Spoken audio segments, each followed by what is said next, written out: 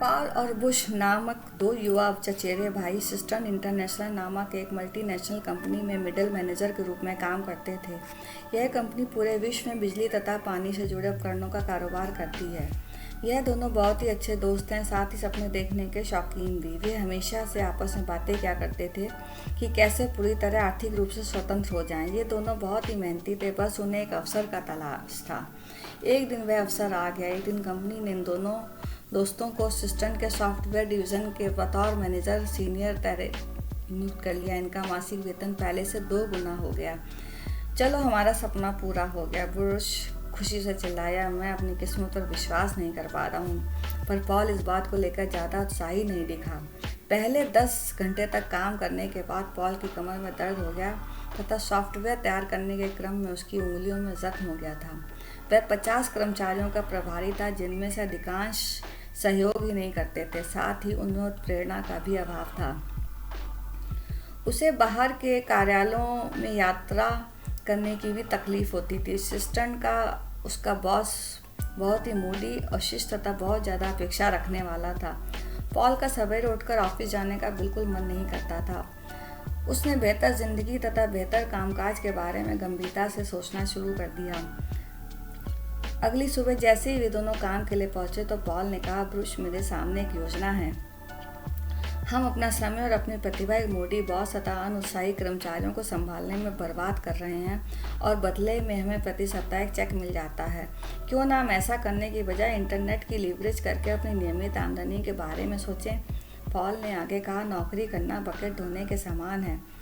एक बकेट कार्य एक बकेट वेतन के बराबर होता है, पर यदि किसी कारण से काम रुक जाता है तो वेतन का चेक मिलना भी बंद हो जाता है। हमें एक ऐसे कैरियर की ज़रूरत है जो हमें नियमित रूप से आमदनी देता रहे।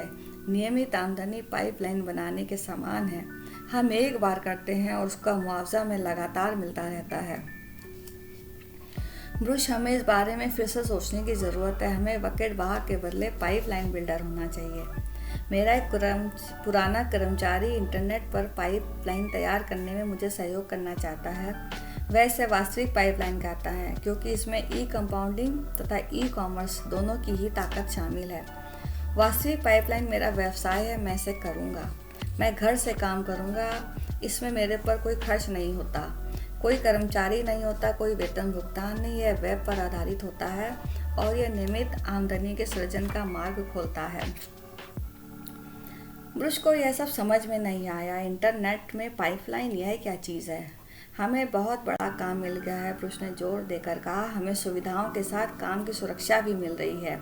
हमारे पास सप्ताह में छुट्टियां हैं, हर एक साल वेतन छुट्टियां मिलती हैं, ज़िंदगी अच्छी गुजर रही है। वास्तविक पाइपलाइन वाली बात मुझे कुछ जच नहीं रही है, मैं इससे सहमत नहीं हूँ। पर पॉल हतोत्साहित नहीं हुआ। उसने धैर्यपूर्वक अपने दोस्त को वास्तविक पाइपलाइन की योजना के बारे में बताया। पॉल अपनी नौकरी भी करता था तथा सप्ताह के अंत और छुट्टी के दिनों का उपयोग इस काम के लिए किया करता था। पॉल भी जानता था कि उसकी पाइपलाइन को मुनाफा देने में कम से कम 1 या 2 साल लग सकते हैं, पर उसे अपने व्यवसाय पर विश्वास था तथा वह यह सब करने के लिए प्रतिबद्ध था। जबकि ब्रुश शाम को तथा सप्ताह के अंत में अपने लॉ जेड बॉय रिक्लाइनर में बैठकर आराम फरमाया करता था, पॉल अपने पाइपलाइन को बनाने में व्यस्त था। पहले कुछ महीनों में उसे अपने प्रयासों का अच्छा परिणाम नहीं मिला। वेब पर आधारित पाइपलाइन व्यवसाय उसके लिए नया था।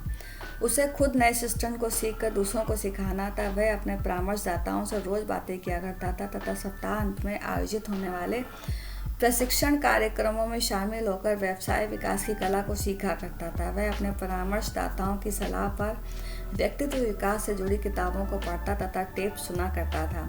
दिन प्रतिदिन उसके अंदर सुधार आने लगा। उसने लोगों से बातचीत करना सीख लिया था। उसने लोगों को उनके सपनों के बारे में बताना, ठीक तरह से उन्हें समझाना, लोगों की प्रतिभा को सामने लाना आदि सीख लिया था। धीरे धीरे उसका आत्मविश्वास बढ़ने लगा था। पॉल के लिए यह क्षेत्र नया था, पर जैसे जैसे उसका ज्ञान बढ़ता गया उसकी पाइपलाइन भी बढ़ती गई। पॉल खुद को सदैव ये स्मरण कराता था कि कल के सपने आज के त्याग पर ही बनते हैं। दिन ब दिन उसकी अल्टीमेट पाइपलाइन बढ़ती जा रही थी। जब भी वह किसी नए ग्राहक से बात करता था तो वह कहता था, यदि मेरे सपने बड़े हैं तो तथ्यों को गिना नहीं जा सकता। जब वह अपने दैनिक, साप्ताहिक तथा मासिक लक्ष्यों को ध्यान में रखता तो वह खुद को स्मरण कराता था, थोड़े समय के लिए किया गया निवेश लंबे समय तक किए गए निवेश के परिणाम के बराबर होता है। वह बार बार यही कहता था, अपनी नज़र पुरस्कार पर रखें। सोने से पहले भी वह किसी सफल ई निर्माता का प्रशिक्षण टेप सुनते हुए मन ही मन यह दोहराया करता था, अपनी नज़र पुरस्कार पर रखो। समय बदलता है, दिन महीने में बदल गए। एक दिन पॉल ने यह महसूस किया कि उसकी ई पाइपलाइन अब उसके आधे वेतन के बराबर मुनाफा देने लगी है। पॉल ने अपनी नौकरी जारी रखी तथा अपने खाली समय का उपयोग अपनी उत्पादकता बढ़ाने में करता था। वह जानता था कि यह सब कुछ दिनों की बात है जब उसकी अंशकालीन पाइपलाइन उसकी पूर्णकालिक नौकरी से ज़्यादा पैसे देने लगेगी।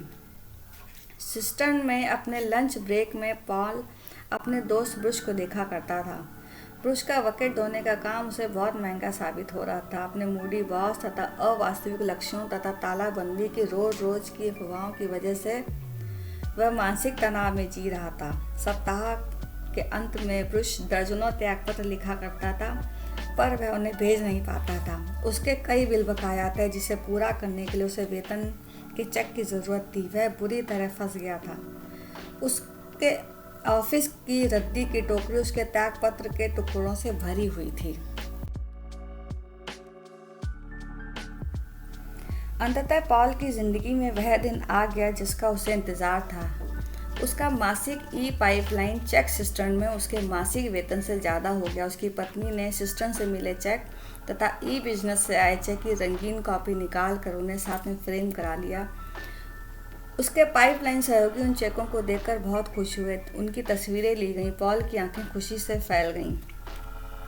सिस्टर्न में पॉल ही एक ऐसा कर्मचारी था जो अपने बॉस द्वारा डराया नहीं गया था। अपनी वास्तविक पाइपलाइन के कारण वह मुक्त था। उस ज्ञान ने उसके आत्मविश्वास को बढ़ाया था। पॉल ने अपने बॉस को बड़े ही शांत तरीके से समझा दिया था। वह अपने बॉस से नज़रें मिलाकर बात करता था। कई बार पॉल निडर होकर कह दिया करता था, चिल्लाने की कोई ज़रूरत नहीं है, मैं आपके सामने खड़ा हूँ।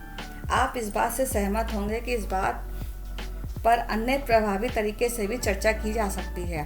पॉल के सहयोगी उसे इस तरीके की वजह से शेर को पालतू बनाने वाला कहा करते थे, पर पॉल ये समझता था कि वह अपने बॉस को पालतू नहीं बना रहा है।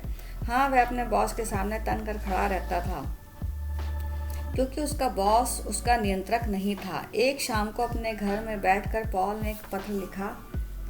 पॉल ने जैसे ही इस पत्र को मोड़कर लिफाफे में रखा, उसे एक आज़ादी का एहसास हुआ। इस पत्र में उसने लिखा था, मेरे प्रिय बॉस, मैं आपको यह सूचित करने के लिए लिख रहा हूँ कि मैं तत्काल प्रभाव से सिस्टर्न इंटरनेशनल से त्याग पत्र दे रहा हूँ। सिस्टर्न में काम करने के दौरान मैंने अपने काम का आनंद उठाया है, पर मुझे यह सूचित करते हुए खेद है कि कंपनी अब मेरी सेवाएं नहीं ले सकेगी। आपका पाइपलाइन पॉल। उसने भविष्य की ओर आशा भरी नज़रों से देखा। पॉल यह समझ रहा था कि अपने इंटरनेट पाइपलाइन से उसने जो कुछ अब तक पाया है वह मात्र उसके सपने का पहला चरण है। पॉल की योजना सिस्टर्न उद्योग की चार दीवारी से आगे बढ़ने की थी। पॉल ने पूरे उत्तरी अमेरिका और अंततः पूरी दुनिया में इंटरनेट पाइपलाइन को तैयार करने की योजना बनाई।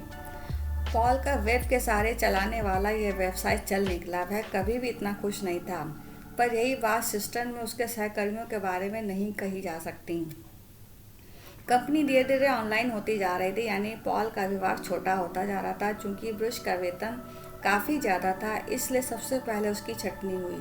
पॉल को यह देखकर बहुत तकलीफ होती थी। उसका दोस्त ब्रुश लोगों से उनके पुरानी पीसी पर काम करने का अनुरोध किया करता था।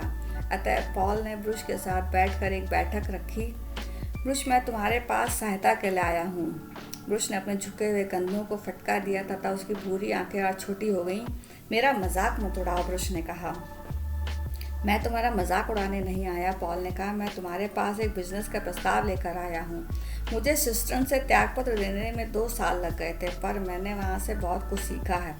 मैं जानता हूँ कि अल्टीमेट पाइपलाइन कैसे तैयार की जाती है। मैं लोगों से बातें करना, टीम बनाना, व्यवसाय को बढ़ाना आदि जानता हूँ। मैंने एक ऐसा प्रामाणिक तरीका सीख लिया है जो मेरे और मेरे सहयोगियों को दूसरे वास्तविक पाइपलाइन, तीसरी और फिर अगली बनाने में मदद करेगा।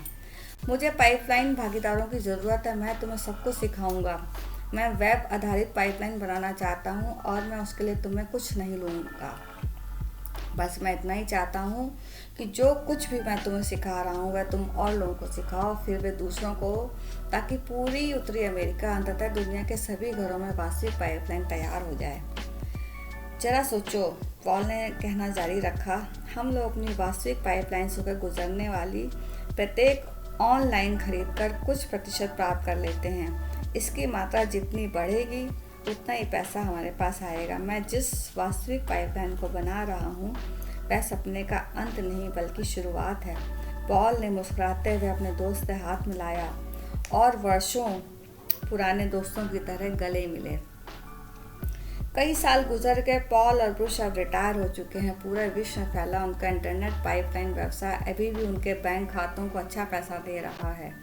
दोनों पुराने दोस्त पूरी दुनिया में घूमते रहते हैं। एक दिन ब्रुश ने पॉल को खाने पर बुलाया। वह उससे कुछ कहना चाहता था। पॉल, तुमने मुझे वर्षों पहले इस व्यवसाय में लाकर मुझे एक उपहार दिया था। उस उपहार ने मेरी ज़िंदगी ही बदल डाली थी। मैं सदैव ही सोचा करता हूँ कि तुम्हारे इस उपहार का बदला कैसे चुकाऊँ, इसलिए मैंने तुम्हें यहाँ बुलाया है। यह तुम्हारे लिए मेरा उपहार है। ब्रुश ने एक लिफाफा पॉल की तरफ बढ़ा दिया। उसके अंदर इटली की 2 फर्स्ट क्लास टिकटें थीं। इसकी क्या ज़रूरत थी? पॉल रुकते हुए बोलते बोलते रुक गया, पर ब्रुश ने उसकी बात को पूरा किया। मुझे अपनी बात कहने दो। जब हम बच्चे थे तो हमारे माता पिता हमसे कहते थे, हम लोग इटली से यहाँ आए थे। मैंने इंटरनेट की बदौलत अपने परिवार के ऐसे 2 लोगों का पता लगा लिया है जो मध्य इटली के छोटे से गांव में रहते हैं। पॉल, यही मेरा उपहार है। हम अपने गांव लौट रहे हैं। हम उस टाउन एक्वायर पर चलने वाले हैं जहां हमारे पूर्वज सिस्टन शहर से भरे बकेट भरा करते थे। हम वहां घुटने टेकने वाले हैं तथा अपने पूर्वजों को आशीर्वाद की पाइपलाइन के लिए धन्यवाद देने वाले हैं, जिसकी बदौलत हम यह सब कुछ कर सके हैं। पॉल अपने मित्र को अवाक होकर देखता रह गया। फिर उसने उसे अपनी बाहों में भर लिया। पॉल ने कहा, मेरा एक ही निवेदन है, तुम उड़ान की तारीख को अगले सप्ताह के बदले कल ही कर दो। 2 सप्ताह के बाद रोम का एयरपोर्ट खचाखच भरा हुआ था। वे दोनों 2 सप्ताह के बाद अमेरिका लौट रहे थे। वे अपने पूर्वजों की गलियों से गुजरे थे। वे दोनों ही इस यात्रा से बहुत प्रसन्न थे। वे टर्मिनल के पास खड़े होकर एक ही पुस्तक की प्रतियों को पढ़ रहे थे। वे बार बार उस पुस्तक के किसी अंश को पढ़कर अपने मित्र को सुना रहे थे। ओहो, फिर नहीं, वह व्यक्ति अचानक चिल्लाया, मेरी फ्लाइट रद्द हो गई है, फिर से। पॉल ने मॉनिटर की तरफ देखते हुए कहा, यह तो हमारी फ्लाइट है। पॉल ने अपने पुराने दोस्त की तरफ देखा। ब्रुश ने भी देखा। दोनों मुस्कुरा दिए। पॉल ने कहा, जो मैं सोच रहा हूँ तुम भी वही सोच रहे हो। लगता है कमाए हफ्ते भर का साथ है। दोनों मुस्कुराते हुए अपनी सीटों से उछल पड़े। एक व्यक्ति जो उन्हें देख रहा था उसने पूछा, तुम दोनों इतने खुश क्यों हो? मैं यहाँ 2 दिनों से अटका पड़ा हूँ। मैं दूसरे साल भी अपनी बेटी के जन्मदिन की पार्टी में शामिल नहीं हो सका हूँ। मैं यहाँ से कई बार गुजरा हूँ। पता नहीं आज क्या बात हो गई है। मुझे लगता है पूरे साल मुझे तकलीफ़ होने वाली है। मेरा ग्राहक लालची हो गया है, वह मानने वाला नहीं है। बुश ने कहा, हमें खेद है और हम आपसे सहानुभूति रखते हैं। हम भी पहले ऐसी प्रतिक्रिया दिया करते थे। पॉल ने कहा, तनाव मत पालो। पाइपलाइन नहीं होने की वजह से हमारा भी यही हाल था। आपके इस वाक्य का क्या अर्थ होता है? उस नबी ने पूछा। मुझे आपको ऐसा बताने में खुशी होगी, पॉल ने कहा, पर दोस्त, मुझे कार रेंटल डेस्क पर जाना है। आप मुझे अपना बिजनेस कार्ड दे दें, हम में से कोई आपसे इस विषय पर बात कर लेगा। उस अजनबी ने पॉल को अपना बिजनेस कार्ड दे दिया और बदले में पॉल ने उसे अपनी किताब दे दी। फ्लाइट का इंतज़ार करते करते से पूरी किताब को पढ़ लें। जब मैं आपको फ़ोन करूँगा तो हमें बात करने में सुविधा होगी। पॉल ने ब्रुश की पीठ पर हल्का सा स्पर्श किया तथा उस अजनबी के कार्ड की ओर देखा। Bob Bruno, attorney at law. Paul ने कहा, मुझे लगता है ब्रूनो पाइपलाइन तैयार करने के अवसर को पसंद करोगे। ब्रूनो? ब्रुश ने हल्के से बुदबुदाया, यह नाम कुछ परिचित सा लगता है। कुछ कारणवश मुझे उस शख्स के प्रति अच्छी भावनाएं पैदा हो रही हैं। ठीक वही भावना जो तुम्हारे बिजनेस में साथ आने के समय हुई थी। मुझे लगता है हमारा नया दोस्त ब्रूनो एक अच्छे पाइपलाइन बिल्डर बनने वाला है।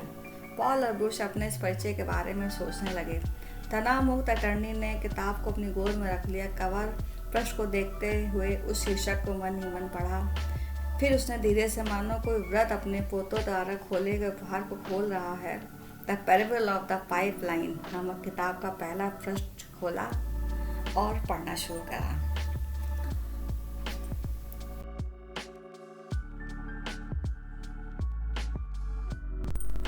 यदि आपकी आमदनी रुक जाए तो आपका क्या होगा?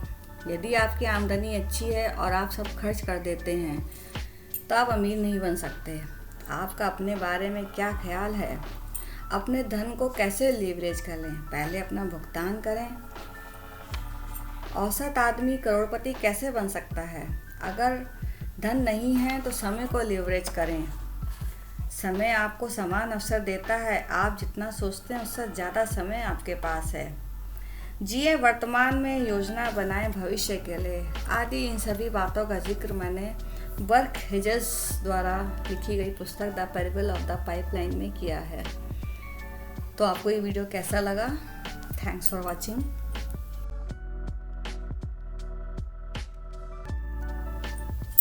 वॉचिंग। अगर ये वीडियो पसंद आया हो तो इसको लाइक शेयर कीजिए और चैनल पर नए हैं तो चैनल को सब्सक्राइब कीजिए। हाँ, बेल आइकन का बटन भी दबा दें ताकि मेरा नया वीडियो अपलोड होते ही आप लोगों तक नोटिफिकेशन पहुंच जाए।